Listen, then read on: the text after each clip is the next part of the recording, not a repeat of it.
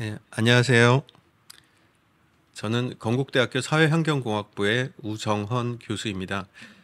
제가 오늘 말씀드릴 내용은 탄소 중립 미래에서의 대기오염 건강 영향 전망에 대한 것입니다.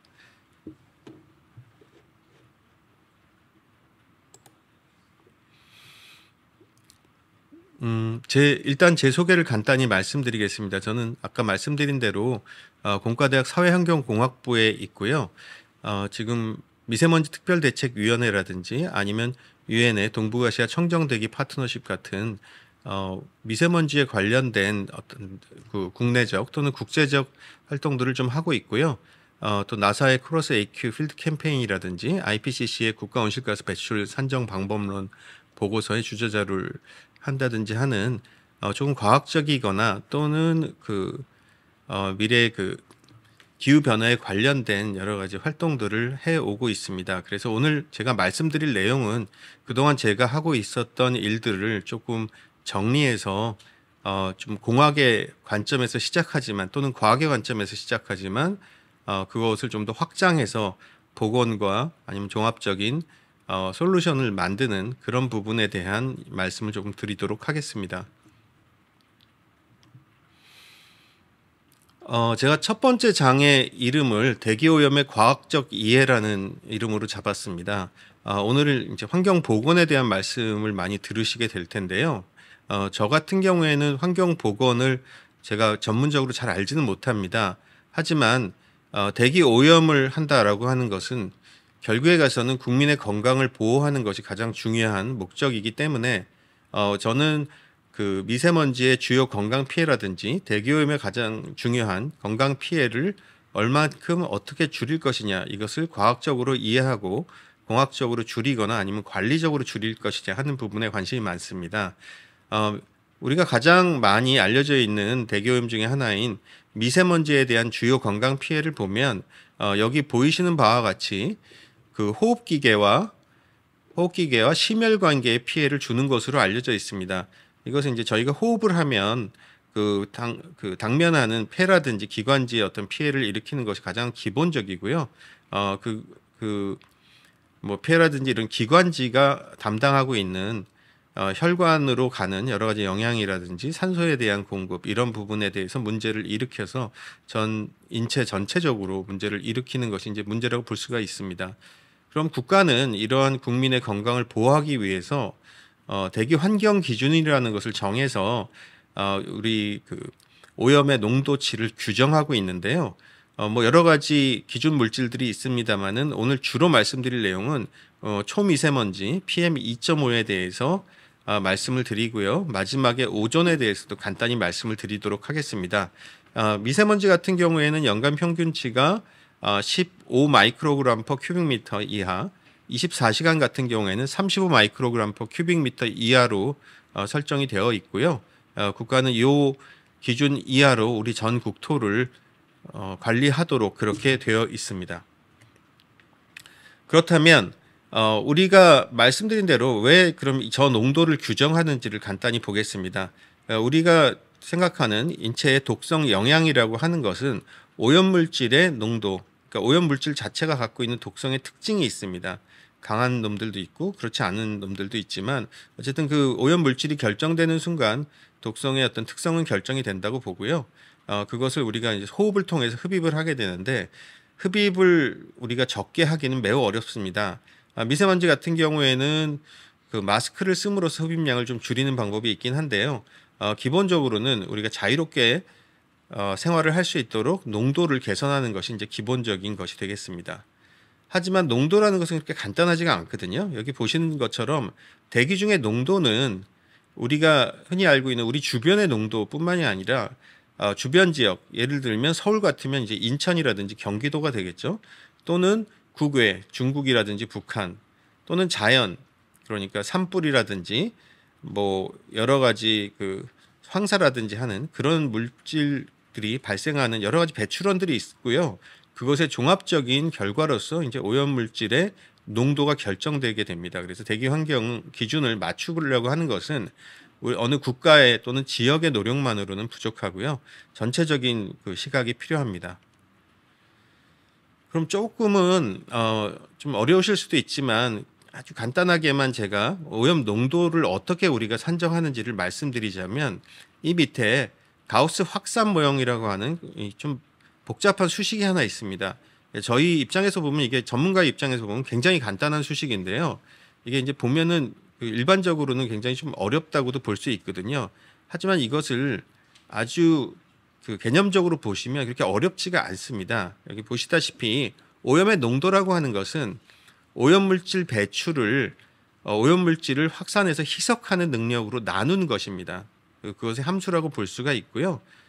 그래서 여기에다가 화학 반응을 더 추가하면 결국은 우리가 오염 농도를 알기 위해서는 요 세 가지의 인자를 알면 된다라는 것을 깨달을 수가 있습니다.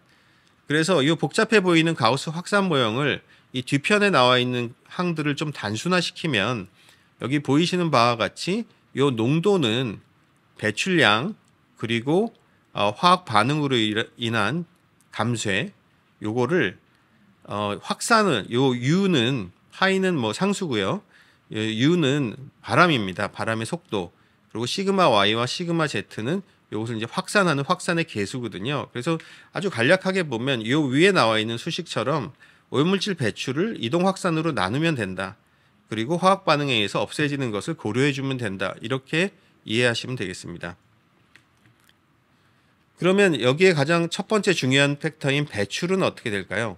이 배출이라고 하는 것은 우리가 여러 가지 그 인간의 경제 활동이나 인간의 일반적인 활동을 할 때 필요한 것들을 수행하는 과정에서 생깁니다. 제일 일반적인 것이 이제 연료의 연소인데요.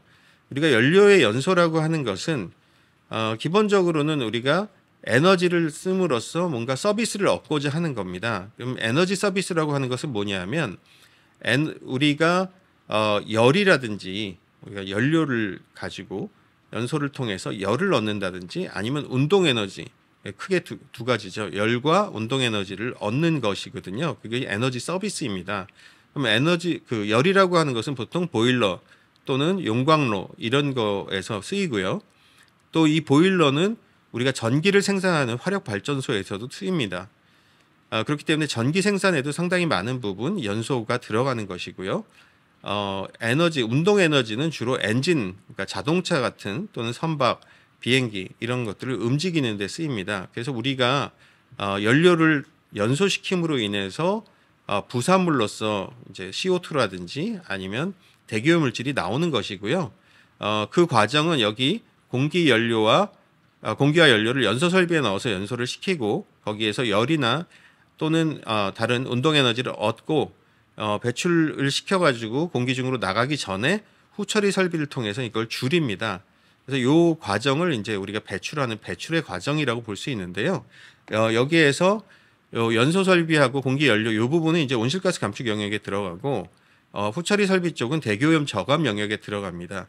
그래서 여기 오른쪽에 이산화탄소라는 그린하우스 가스 그러니까 온실가스하고 초미세먼지라는 대기오염 물질을 보시면 상당히 많은 부분 요 배출이 일어나는 부문들이 우리가 공통적으로 이제 배출이 일어나는 부분들임을 알 수가 있습니다. 그래서 우리가 이 연료에 대한 부분 또는 연료가 배출되는 부분들을 잘 우리가 관리하면 기후 변화하고 대기 오염을 동시에 저감할 수 있는 그런 길들이 있다라고 볼 수가 있고요.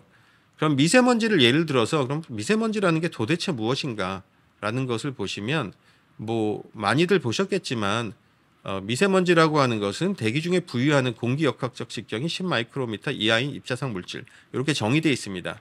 그렇기 때문에 이 물질 안에 무슨 컴포넌트가 들어있는지 무슨 화학적 조성이 있는지는 잘 모릅니다.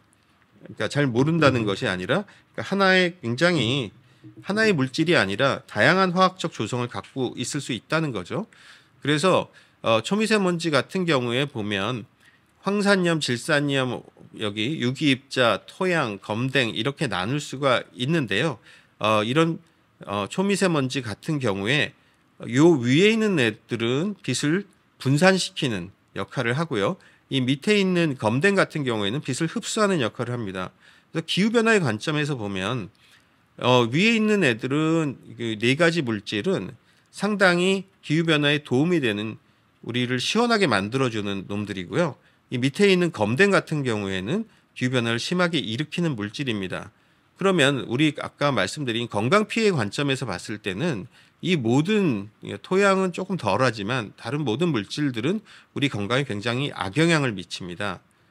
그러면 이것을 1차냐 2차냐, 그러니까 우리가 배출할 때도 먼지이고 공기 중에서도 먼지면 1차 먼지라고 부릅니다. 영어로는 프라이머리 파티클이라고 하고요. 공기 중에서, 그러니까 배출할 때는 기체상 물질이었는데 공기 중에서 얘가 먼지가 갑자기 되는 이런 것들을 2차 먼지라고 합니다. 영어로는 세컨더리 파티클이라고 합니다. 요 두 가지 종류가 있는데요. 그렇기 때문에 미세먼지 문제는 우리가 먼지의 배출만을 줄인다고 해결되지 않습니다. 2차적으로 생성되는 먼지를 만드는 물질들까지 같이 줄여야 되고요. 여기 조금은 복잡한 화학 과정이 들어가기 때문에 좀 복잡하게 관리를 해야 되고 복잡하게 이해를 해야 될 필요가 있습니다. 조금 간단히 그 상황들을 말씀을 드리자면 이런 겁니다. 여기 조금 영어라서 좀 죄송하지만 여기 하이드로젠, 그러니까 수소, 그리고 옥시전, 산소, 나이트로젠, 질소, 카본, 탄소, 그리고 설퍼, 그리고 황, 이렇게 5가지 물질이 있는데요. 우리가 연료를 태우면, 아까 연소를 하게 되면 결국은 이 물질들을 서로 결합시키면서 열이나 운동 에너지를 얻는 것이거든요. 그러면 이 이산화황 또는 황산화물이라고 하는 이 물질은 하나의 황과 2개의 산소가 붙은 놈입니다. 그래서 우리가 황이 함유되어 있는 연료를 태우면 이산화황이 생깁니다. 그럼 이것은 산성을 띠고 있기 때문에 대기 중에서 산성이 아닌 암모니아 같은 그 물질을 만나서 서로 결합하고 싶어하는 화학적 특성이 있습니다. 그래서 이것이 대기 중에서 결합돼서 암모늄 설페이트가 되면 또 여기 질소산화물이 암모늄 나이트레이트가 되는 이런 과정을 거치면 여기 보시다시피 얘가 덩어리가 커집니다. 하지만 덩어리가 커져도 여전히 얘는 가스인 거죠. 기체상 물질입니다. 그러니까 산소 같은 경우에 O2거든요. 산소 원자 2개가 붙으면 O2로서 우리가 흔히 호흡하는 산소가 되는데요. 여기에 산소 원자가 하나 더 붙으면 O3로 옥시전이 됩니다. 그래서 산소 원자 2개일 때보다는 좀 더 커지죠. 하지만 설퍼 다이옥사이드, 그러니까 SO2보다는 SO2가 암모늄 설페이트가 되는, 그러니까 황산 암모늄이 되는 것보다는 더 작습니다. 그래서 황산 암모늄이 되면 여러분이 보시다시피 상당히 사이즈가 커지는 것을 알 수가 있고요. 그래서 이것이 암모늄 설페이트들이 여러 개 또 서로 간에 붙어서 얘네들이 좀 끈적끈적한 성질을 갖고 있습니다. 그래서 서로 간에 붙으면 더 사이즈가 커지고요. 이것이 대기 중에 존재하는 수증기하고 붙으면 훨씬 더 커집니다. 그래서 결국에 가서는 기체상이었던 그 오염물질이 입자의 특성을 지니는, 그러니까 중력에 의해서 떨어지는 그런, 아니면 뭐 필터에 걸린다든지 하는 그런 특성을 가지게 됩니다. 그래서 우리가 2차 먼지라고 하는 것은 결국은 이런 성장 과정을 거쳐서 먼지가 되는 그런 것들을 이제 2차 먼지라고 부릅니다. 화학적인 부분을 보셨으니까 아까 보여드린 것 중에 이제 대기 중에서의 이동 확산에 대해서 좀 말씀을 드리겠습니다. 아까 말씀드린 것처럼 농도를 구성하는 부분이 상당히 많은 부분, 확산의 능력에 따라서 달라지는 게 하나가 있고요. 또 하나는 우리나라 같은 경우에는 자기 지역뿐만이 아니라 주변 지역의 영향을 받습니다. 특히 이제 중국의 영향을 많이 받는데요. 여기 더 설명을 드리기 전에 이 지도상에서 제가 눈금자를 2개씩 그려놨는데요. 눈금자 하나는 200km를 나타냅니다. 그래서 우리나라는 서울 같은 경우에는 평양과 서울이 한 200km 정도 되고요. 부산과 후쿠오카가 한 200km 정도 됩니다. 그럼 중국하고는 어떠냐 하면 그 산둥반도하고 수도권이 한 400km 정도 되고 베이징 텐진 할 때 이 텐진하고가 한 800km 정도 됩니다. 상하이하고도 비슷하고요. 그러니까 우리가 1000km 이내의 지역에 상당히 많은 배출원들이 존재하고 있다라는 것이고요. 우리나라는 기본적으로 위도가 한 37.5도 정도 되기 때문에 편서풍 지역입니다. 이건 지구 대순환에 관련된 거라서 우리나라가 이제 계속 그렇게 바람이 부는 지역에 있다라는 것은 많이 알고 계실 것이고요. 그럼 중국에서 넘어오겠는데 그것의 상당히 많은 영향을 주는 것 중에 하나가 고기압과 저기압 시스템입니다. 고기압은 시계 방향으로 이렇게 도는 현상이고요. 공기가. 저기압은 반시계 방향으로 돌면서 공기가 상승해서 비가 오거나 구름이 생깁니다. 그래서 이런 현상들이 편서풍이라는 고정된 현상하고 결합되면 이 서쪽에서 넘어오는 오염을 적게 만들기도 또는 빠르게 만들기도 합니다. 그래서 이 부분이 상당히 중요하다고 볼 수가 있고요. 그래서 이런 방금 설명드린 배출이라든지 확산 그리고 대기 중에서의 반응, 화학 반응 것들을 종합하면 결국은 이런 현상들이 벌어지는 것들을 이제 종합적으로 보실 수가 있고요. 우리가 이것을 다 공기 전체를 우리가 볼 능력이 없기 때문에 여기 보여드린 것처럼 작은 박스들이 작은 이렇게 상자들이 굉장히 많이 얹혀져 있다. 우리 공기 중에는. 그래서 그 하나하나의 상자의 것들을 미분 방정식을 세워서 풀면 각각의 농도를 알 수 있고 각 시간의 농도를 알 수 있다. 이게 이제 대기 환경 모델링입니다. 그래서 이 대기 환경 모델링은 우리가 이 농도, 그러니까 배출이 농도로 전환되는 그 과정을 수식으로 풀어내는 것이라고 보시면 될 것 같습니다. 그래서 우리나라는 미세먼지 종합정보센터라는 곳에서 오염 농도를 예보하고 있습니다. 이것은 2019년 3월 4일에 벌어진 현상인데요. 여기 보시다시피 요 중국 쪽에서 생기성된 오염이 우리나라 쪽으로 넘어오고 있습니다. 이쪽에서. 그때 보시면 이쪽에 왜 오른편에 일본 동쪽에서 이 바람이 밑으로 내려가는 또는 저기압으로 이렇게 반시계 방향으로 도는 현상을 보셨을 수가 있고요. 그 다음에 이것이 나중에 다시 고기압으로 바뀌면서 시계 방향으로 돌면서 오염이 줄어드는 것을 알 수가 있습니다. 이게 다시 이제 시작되는데요. 잘 보시면 지금 이쪽으로 바람이 불고 있죠. 그래서 그 중국에서 넘어오는 오염 물질이 추가적으로 한국을 빠져나가는 것을 막고 있습니다. 그렇기 때문에 고농도가 여기서 형성이 되고요. 고농도가 형성이 되고 이게 지속적으로 형성이 되다가 일본 쪽에 있던 저기압이 나중에 풀립니다. 풀리면서 급격하게 바깥쪽으로 빠져나가면서 농도가 옅어지는 것을 볼 수가 있습니다. 이게 이제 이틀 동안의 일인데요. 이런 현상들이 지속적으로 배출되는 오염을 우리나라 쪽으로 넘겨오거나 또는 우리나라 위에서 정체시키면서 저농도와 고농도가 이제 계속 반복되는 그것이 이제 우리나라 위에서 일어나는 오염 현상이 되겠습니다. 그래서 우리 이것을 종합적으로 이해하기 위해서 2016년에 미국 나사하고 코러스 AQ라는 그 여러 가지 항공기와 위성과 또 지상 관측망을 동원한 필드 캠페인이 있었고요. 필드 캠페인에서 우리가 이제 우리나라의 대부분의 먼지는 2차 오염이다. 그리고 중국이나 외부에서 넘어오는 것이 절반 정도 된다. 우리나라의 배출이 한 절반 정도의 영향을 미친다라는 것을 알아냈습니다. 그렇다면 우리나라에 영향을 주는 이 배출량은 어떻게 변화하고 있는지를 좀 보면요. 중국의 배출은 요 CO2라는 에너지를 나타내는 요 그린하우스 가스 그러니까 온실가스가 있고요.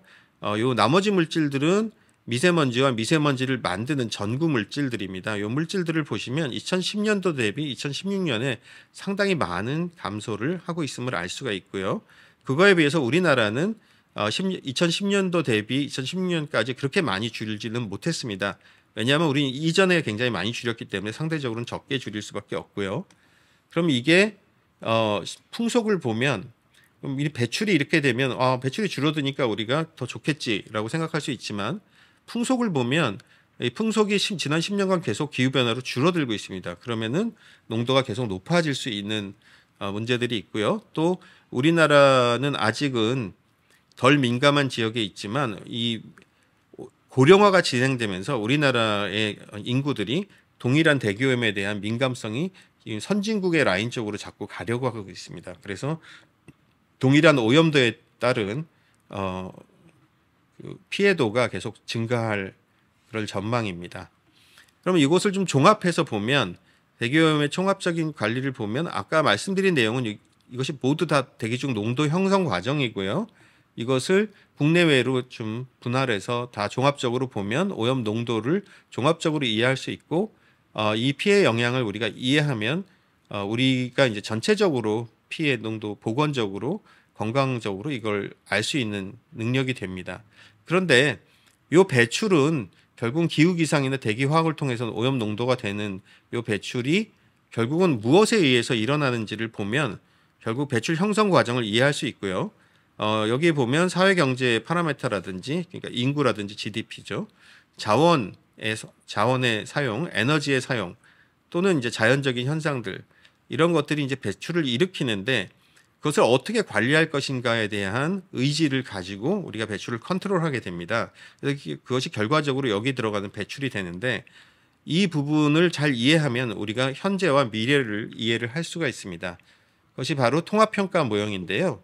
통합관리 모형이라고 하는 것은 에너지 경제와 대기 환경 그리고 건강 피해와 비용 편익 평가 이런 것들을 하나의 시스템으로 묶어서 이런 모형들을 만드는 것입니다. 그렇게 되면 우리가 미래에 어떻게 인구와 에너지를 어떻게 써야 되고 환경 정책이 어떻게 들어가야 되고 그렇게 되면 어떻게 기후 변화 또는 대기 오염에 대한 부분이 어떻게 될 것이고 어떻게 관리할 수 있을 것인지 그걸 이해할 수 있는 게 이제 이런 통합 관리 모형이라고 볼 수가 있고요. 이걸 활용해서 우리가 이제 동북아시아 아까 말씀드린 것처럼 우리나라만 가지고는 안 되니까 동북아시아에 대한 통합 관리 전략을 연구하는 이제 연구 프로젝트를 수행을 했습니다.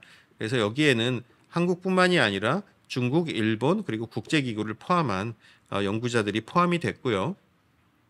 그래서 이 아까 말씀드린 통합평가 모형을 여러 국가에서 가져와서 각 국가에 대한 것들을 이제 미래에 대한 것들을 설계를 했고 그 설계를 할 때 기후 변화라든지 에너지 경제에 대한 미래 시나리오 우리가 아무것도 안 할 때 또는 넷제로 탄소 중립을 할 때 등등에 대한 부분들을 했고요. 그다음에 대기 환경 대기 환경에 대한 옵션들도 집어넣습니다. 그래서 이 대기환경 정책은 우리 각 국가별로 탄소 중립 정책과 대기환경 정책이 있고요.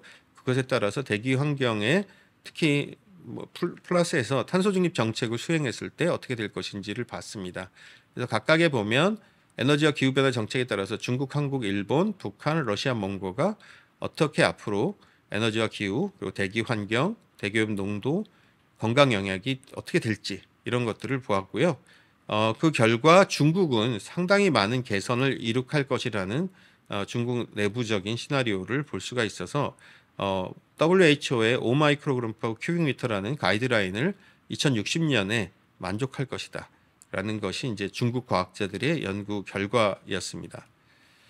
그래서 그것을 이제 좀 더 자세히 본 그래프가 이건데요. 이 그래프보다는 시간 관계상 오른쪽 그래프를 주로 우리나라의 부분을 말씀드리면 우리나라가 CO2의 배출을 계속 줄이면서 2050년 탄소 중립을 이룩하면 우리나라의 미세먼지 농도는 한 8에서 7 마이크로그램 정도로 개선이 될 겁니다. 그 개선이 되는 중요한 이유는 에너지 정책에 대한 부분이 있고요. 또 대기 환경 정책에 대한 부분 이 두 가지의 기여로서 이것이 이제 개선이 되는 그런 2050년까지의 미래 개선 부분들을 우리 그 모델링에서 볼 수가 있었습니다. 여기까지는 굿 뉴스인데요. 문제는 이 대기오염 문제라든지 클라이밋 체인지, 에너지 문제는 건강이라든지 도시 또는 우리가 이제 환경 정의 문제랑 결합되어 있습니다. 그래서 지금 우리가 집중하고 있는 초미세먼지 문제는 지금 우리나라의 PM2.5 농도와 인구의 분포가 잘 일치하고 있습니다. 그렇기 때문에 우리가 이제 잘 이걸 관리하고 있다라고도 볼 수 있는데요. 또 하나의 문제는 우리나라가 이제 2030년에 47세가 중심 연령에서 59세로 이제 늘어날 거라고 볼 수 있고 그렇게 되면 굉장히 오염에 민감한 국가가 될 텐데요. 이렇게 됐을 때 우리나라의 지금 현재 그 PM에 대한 그러니까 먼지에 대한 대책은 오존의 2차 생성을 오존이라는 오염 물질의 생성을 막기가 굉장히 어렵고 오히려 증가시키는 부분이 있는 뭐 궁극적으로는 줄어들겠지만 중간에 굉장히 증가시키는 부분이 있는 그런 감축 또는 저감을 하고 있습니다. 그건 어디나 마찬가지인데요. 어쨌든 이게 왜 그러냐 하면 지금 여기 보시다시피 오존은 낙스라는 물질 때문에 수도권 같이 배출이 많은 지역에 있어서 오존이 줄어들거든요. 낙스를 움직이는데 오존이 쓰이기 때문에 그렇습니다. 하지만 이 뭐 강원도 쪽으로 가면 우리 식물에서 나오는 숲에서 나오는 휘발성 유기화학 물질 때문에 오존이 굉장히 많이 증가합니다. 그래서 이 오존의 농도는 2030년에 서울과 수도권보다 이 강원도 지역이 굉장히 높아질 거라고 예측이 되고 있고요. 그런데 마침 고령화 인구의 비율을 보면 이쪽 강원도 지역의 고령화 인구가 많이 늘어날 것이라고 보고 있습니다. 그래서 이것이 이 두 개의 오염 농도가 높은 지역과 고령화 인구가 높아서 굉장히 센시티브해지는 지역이 이 두 개가 이제 콜로케이션, 그러니까 같은 지역에 위치하고 있다. 그래서 위험도가 높아질 거다라고 저희가 이제 시뮬레이션 해본 결과에서 나왔고요. 그래서 우리가 미세먼지나 탄소 중립에 대한 부분들을 조금 잘 하고 있긴 하지만, 그리고 좀 이제 좋은 미래를 예측할 수 있지만, 또 한편으로는 오존이라고 하는 다른 오염에 대한 문제를 환경 정의 또는 기후 정의의 문제 관점에서 좀 해결해야 될 필요가 있다, 준비해야 될 필요가 있다라고 볼 수가 있겠습니다. 네, 그래서 제가 말씀드리고 싶은 내용은 전반적으로 우리가 과학적인 이해를 해야 하고 종합적인 대책과 대응을 해야 되지만, 또 한편으로는 새롭게 대두되는 문제를 좀 정리해서 잘 해결해야 될 필요가 있다, 미리 대비해야 될 필요가 있다였습니다. 네, 이로써 제 발표를 마치겠습니다. 감사합니다.